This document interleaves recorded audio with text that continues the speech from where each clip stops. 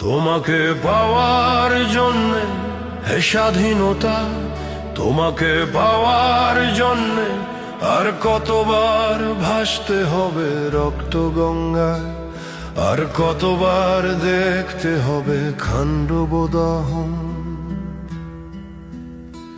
তুমি আসবে বলে হে স্বাধীনতা, সাকিনা বিবির কপাল ভাঙলো। 1971 একটি যুদ্ধ, একটি জাতির জন্ম, আর সেই যুদ্ধের শব্দ হয়ে উঠেছিল স্বাধীন বাংলা বেতার কেন্দ্র। এই বেতার কেন্দ্র থেকেই প্রতিদিন প্রচারিত হতো এক অনন্য অনুষ্ঠান, চরমপত্র। রচনা ও পাঠে ছিলেন মুক্তিযুদ্ধের কণ্ঠস্বর এম.আর. আখতার মুকুল।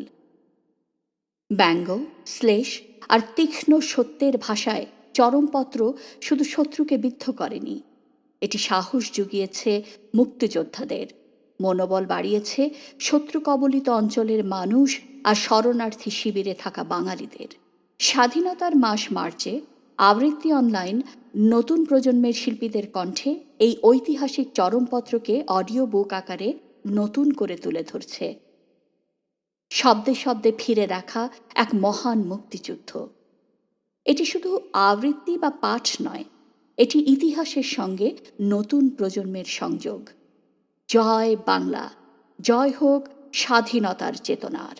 জয় বাংলা, বাংলার জয়, জয় বাংলা, বাংলার জয়। হবে হবে হবে হবে নিশ্চয়, কোটি প্রাণ একসাথে জেগেছে অন্ধরাতে নতুন সূর্য তারে।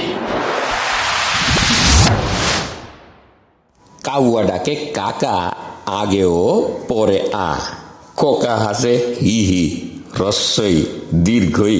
কি হইল মেরহামত মিয়া, এইটা কি করতাছ?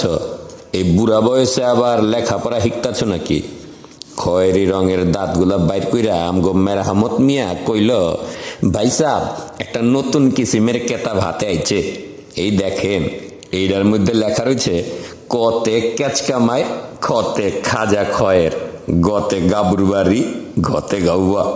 এই যে আরো রয়েছে, চতে চান্দি গরম, চতে ছেল কুতকুত, ঠতে ঠতে কি ঠেটা মালেকা, বতে বাঘর, মতে মচুয়া, আমিও করে থ।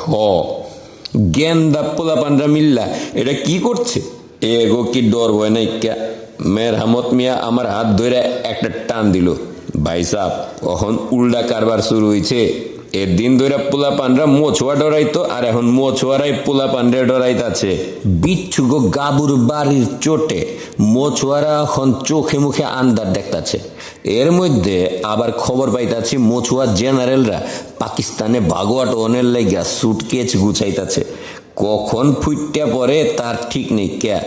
কিন্তু বিচ্ছু গো যেরকম কুইক কারবার চলতাছে, তাতে মনে হয় মোছুয়া জেনারেলরা ফুইটটা পরনের টাইম পাইব না। কই যাও কই যাও, ওইদিকেও বিচ্ছু আছে, ডাইনে বিচ্ছু বায়ে বিচ্ছু, ওরা কোবানি ছাড়া জানে না কিচ্ছু। কক্সবাজারের জাঙ্গালিয়া বিচ্ছুরা সেই দিন অক্করে হাত পাইটের কারবার করে বইছে।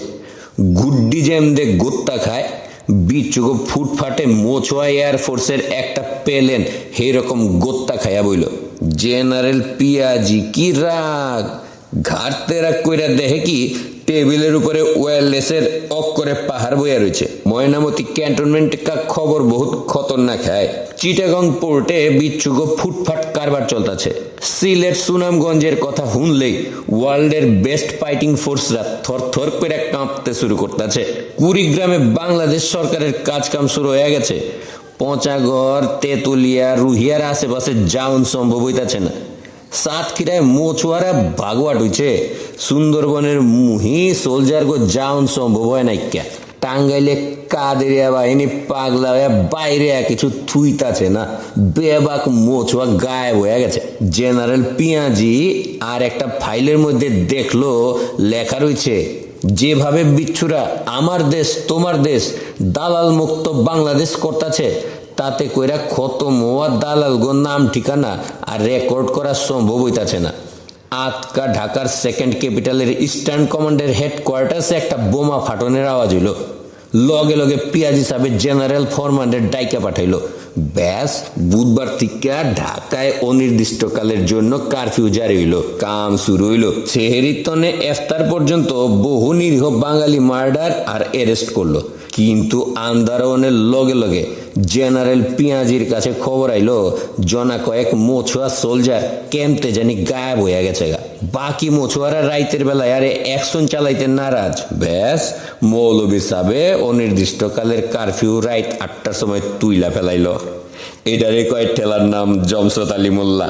এই লেগেই কইছিলাম কাউয়াডাকে কাকা, আগে ও পরে আ।